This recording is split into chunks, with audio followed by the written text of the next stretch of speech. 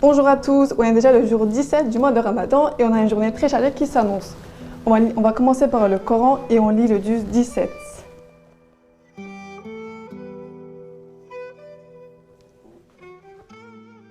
Allah. Ça sert à quoi lire le Coran? Je comprends rien et en plus j'ai du mal à lire en arabe. Alors, quand tu bloques comme ça dans la lecture en arabe, passe à la traduction du Coran, tiens. Tu verras, tu vas forcément tomber sur un verset qui va t'interpeller et ça va te donner envie de lire.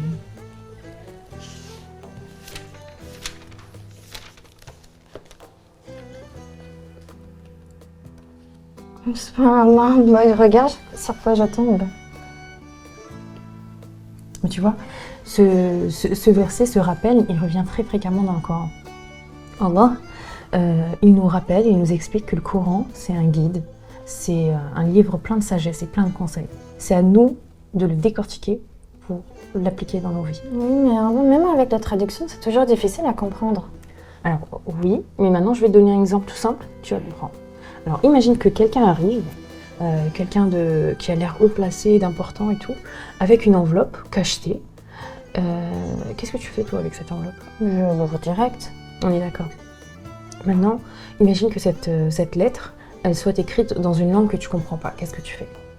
J'essaierai de la traduire, je verrai sur Google si la langue existe. D'accord.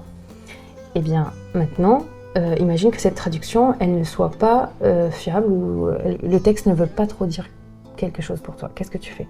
Je saurais trouver quelqu'un qui connaît la langue ou je saurais trouver la personne qui me l'a envoyé. Voilà. Donc maintenant, est-ce que tu es d'accord que ça ressemble un peu à la même situation qu'avec le Coran? Réfléchis-y, on va en reparler pendant la sieste, d'accord? On termine de lire notre juz.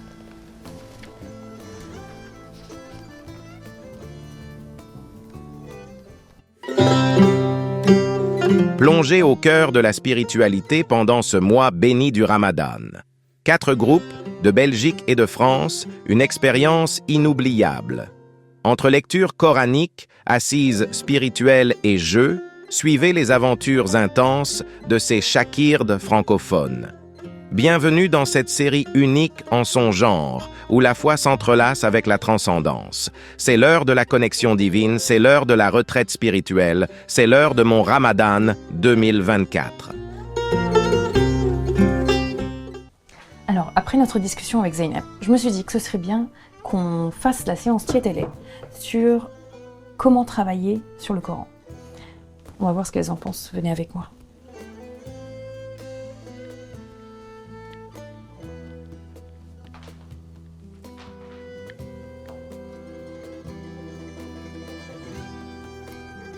Alors, les filles, je vous propose qu'on fasse notre séance Tietele sur le travail du Coran. Je vous ai apporté des tafsirs, des traductions du Coran, des récits de la vie du prophète. Ce que je vous propose, c'est que vous choisissiez chacune un sujet qui vous intéresse. Par exemple, le repentir, par exemple, le paradis ou la prière.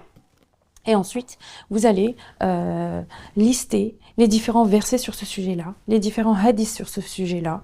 Vous allez faire un petit tour sur le récit de la vie du prophète et vous allez résumer tout ça en un court paragraphe et pour nous expliquer ce que vous avez appris en fait sur ce sujet. Est-ce que ça va pour vous? Super.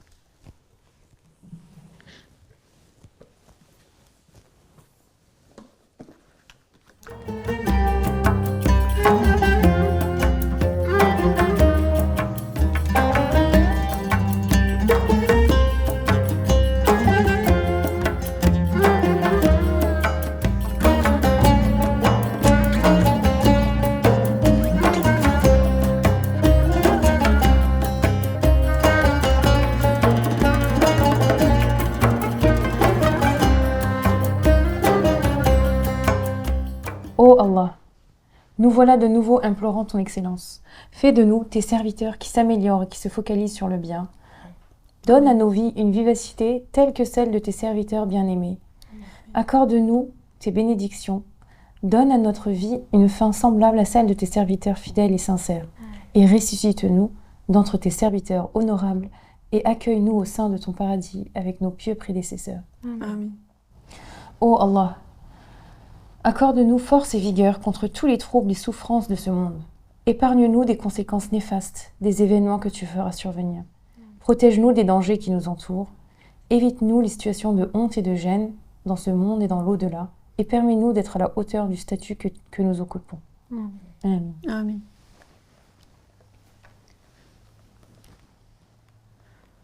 Ô notre noble Créateur qui embrasse toutes choses et toute personne par sa compassion et sa miséricorde, et qui donne de nouvelles occasions de se ressaisir en pardonnant les serviteurs qui font erreur.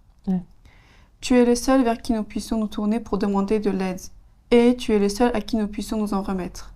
Tu entends certes la voix de ceux qui t'invoquent, et certes tu réponds à leurs prières, et certes tu accordes ta protection à ceux qui te la demandent.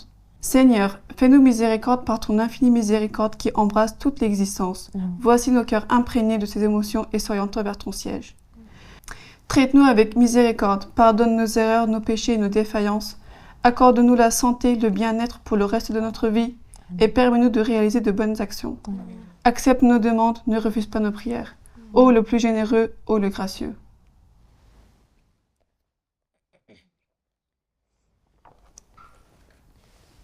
Ô notre Seigneur infiniment miséricordieux et compatissant, épargne-nous de nos erreurs et péchés moindres ou plus importants. Amen. Éloigne-nous de toute idée de comportement impagné et rébellion face à tes ordres. Purifie-nous nos paroles de tout mensonge, médisance et propos qui ne te plaisent pas. Amen. Protège nos cœurs de toute hypocrisie et de déloyauté envers toi. Et évite à nos yeux la trahison par le regard vers l'illicite. Reflète ta lumière sur nos visages. Améliore nos actions. Amen. Puisse nos intentions être sincères. Accorde la bénédiction sur toutes les choses que tu nous as données. Amen.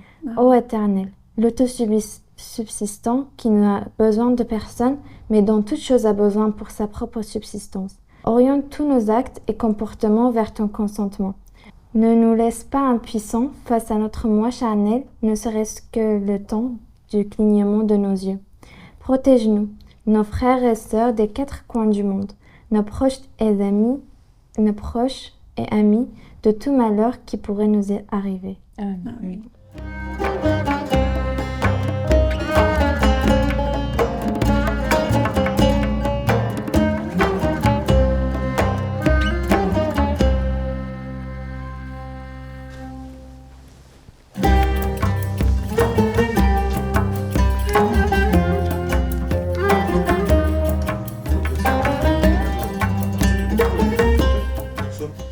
رب اشرح لي صدري يسر لي أمري واحلل عقدة من لساني يفقهوا قولي وأفوض أمري إلى الله إن الله بصير بالعباد ألف ألف صلاة وألف ألف سلام عليك يا رسول الله ألف ألف صلاة وألف ألف سلام عليك يا حبيب الله ألف ألف صلاة وألف ألف سلام عليك يا أمين وحي الله على رسولنا صلوات. On a fini la prière, les filles sont déjà prêtes, on va passer à l'assise. Alors, tout à l'heure, on a eu une conversation intéressante avec Zeynep et en fait, ça m'a permis de me remettre en question. Dans ma vie, j'ai dû lire le Coran une quinzaine de fois, mais est-ce que ma compréhension du Coran et mes connaissances sont à la hauteur en fait de ça? Je pense que oui, Abla, parce que moi j'ai lu un roman 2 fois, et là je peux te raconter l'histoire en détail et je me rappelle encore. Ouais, mais si on prend l'exemple que je vous ai donné tout à l'heure, là, sur lequel je vous ai demandé de réfléchir, là, tu vois, c'est le Coran. C'est un message direct de ton créateur. Et en fait, ce livre-là, il contient les réponses à absolument toutes les questions. Et la moindre des choses, donc, c'est de le lire. Et pas seulement une seule fois. Maintenant, imaginez que quelqu'un soit héritier d'une personne extrêmement riche. Et cette personne lui laisse une lettre dans laquelle il dit qu'il a codé le lieu où se cache toute sa richesse. À votre avis, qu'est-ce qu'il va faire? Il va la lire, relire, l'examiner jusqu'à trouver le code. C'est un peu comme un escape game, non? Exactement. En fait, il y a une importance cruciale à bien comprendre ce livre. Il faut travailler méthodologiquement sur la compréhension en fait, des versets.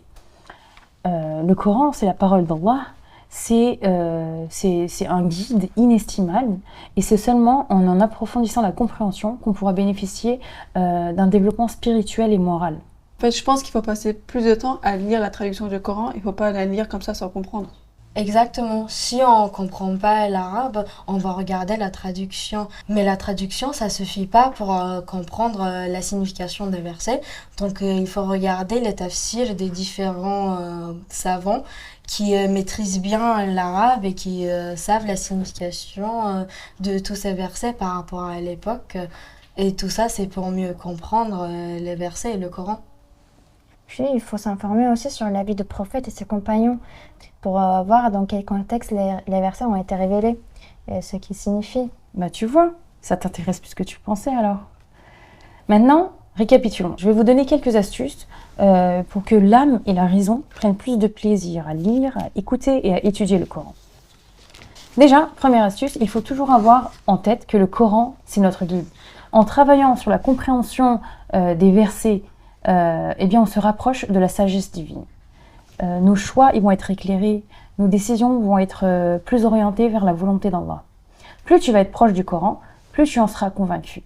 Parce que la foi, c'est une affaire de cœur, oui, mais la raison doit absolument être satisfaite pour que cette foi soit inébranlable.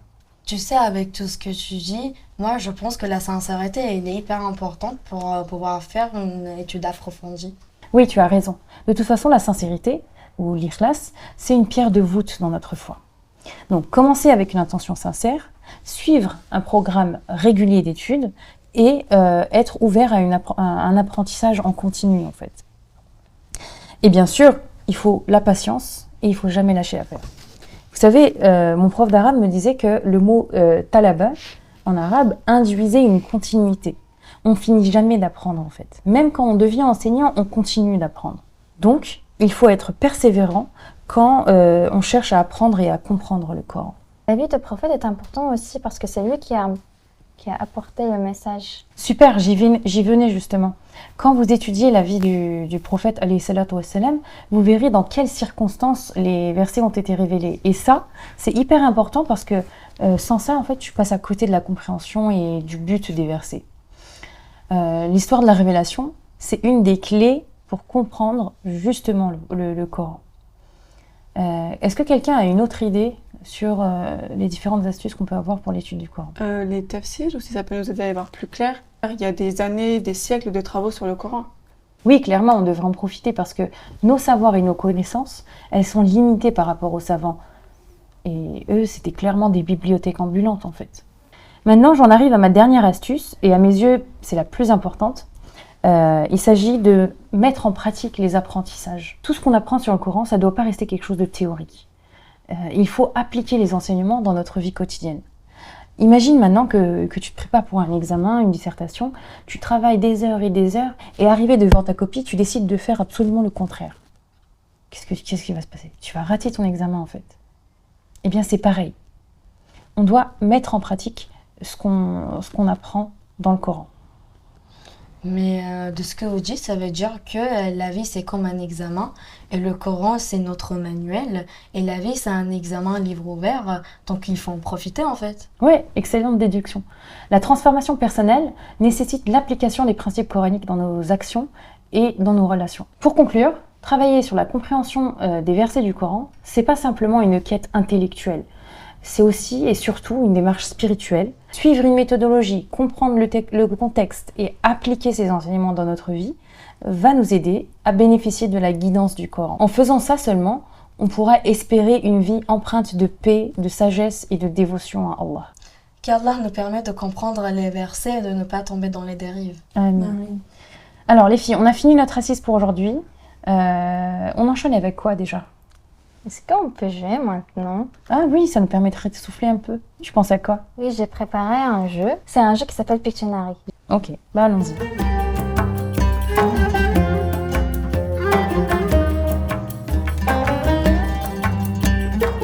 Alors là, on va passer à la partie fun de la journée.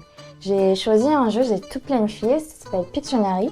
Je sais pas si vous le connaissez, mais en gros, on va dessiner des mots et il faut les deviner. Pour l'occasion, j'ai choisi des mots qui ont un lien avec la religion. Et vous aussi, vous pouvez écrire les réponses dans le chat. Alors, vous êtes prêtes? Oui. Le jeu, ça s'appelle Pictionary. Est-ce que vous le connaissez? Non, moi je connais pas. En gros, il y a des mots que j'ai choisis, je l'ai planifié, c'est en lien avec la religion et je vais le dessiner et vous devez le deviner. Ok. Je le mets comme ça et je commence. Un tapis, un carré. Un cube. C'est pas avec la religion, ça. Un bonbon. Je connais, c'est la Kaaba. Oui, c'est ça. Une fois Bravo. pour, Attends, j'écris. le prochain mot, c'est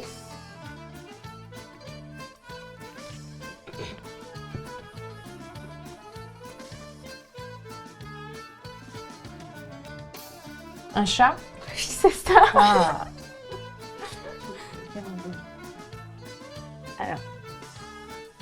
C'est trop facile. Hein. Ouais, mais il a fait un dessin. Le chat, c'est bien.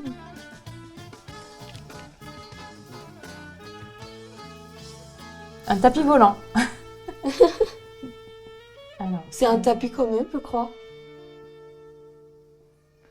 La Ah, prière. c'est quelqu'un qui prie. un tapis de prière. Oui, c'est le tapis de prière. Voilà. Prochaine. L'imam. Musulman. La communauté. La prière. Oui, c'est la prière.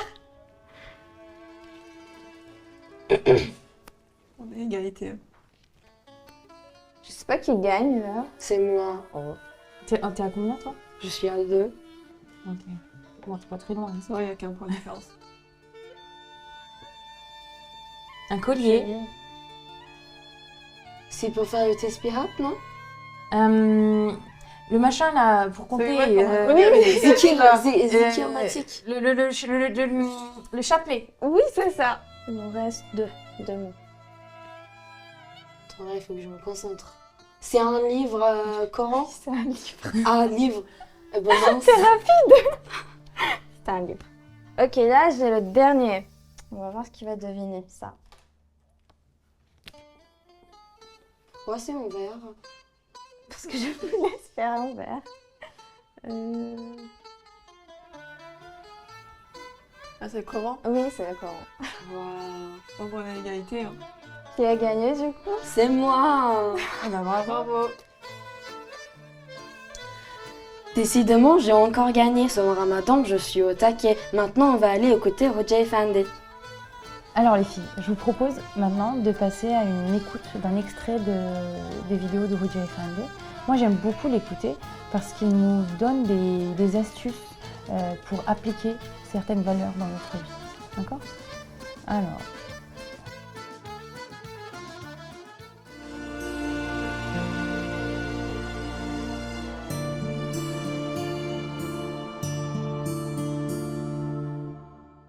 Şimdi teravih, Efendimiz sallallahu aleyhi ve sellem 2 gün o mesele öyle yapınca eve çekiliyor.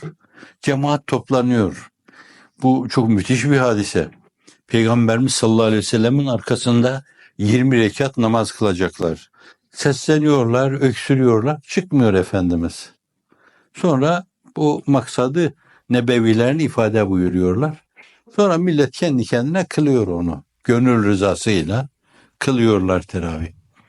20 rekat teravih öyle kılınıyor. İşi gücü olan bir insanın günde 5 vakit namazın yanında bir de gelip bir teravih kılması, farzlara tekabül etmesi açısından yine bir hadis-i şerifin ifadesiyle ötelerde, farzlarda eksiği varsa Cenab-ı Hak buyuracak ki bakın nafilesi var mı?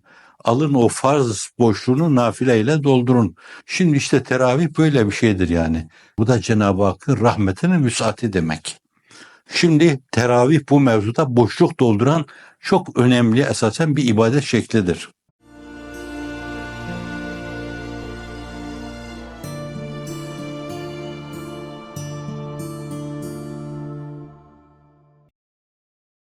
Mohammed, le messager de Dieu. Après les prophètes, les compagnons sont supérieurs en vertu à tous les autres hommes. Ils sont honorés par le fait d'être les camarades et les disciples du prophète Mohammed, le meilleur de la création. celui pour l'amour duquel l'univers a été créé et qui fut envoyé comme une miséricorde pour tous les mondes. Par conséquent, selon la règle qui dit que plus grande est la bénédiction, plus lourde est la responsabilité, ils se devaient d'être les plus obéissants envers Dieu et son messager. Mohammed, le messager de Dieu.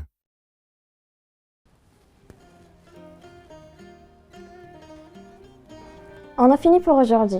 Merci d'avoir été avec nous. Aujourd'hui, j'ai appris comment mieux étudier et comprendre le Coran. La question du jour est: quel est le verset qui nous incite à raisonner sur les versets du Coran? Mettez vos réponses dans le commentaire. Rendez-vous demain pour savoir la réponse et le gagnant du jour. N'oubliez pas de liker, commenter et partager la vidéo avec vos proches. Assalamu alaikum wa rahmatullahi wa barakatuh.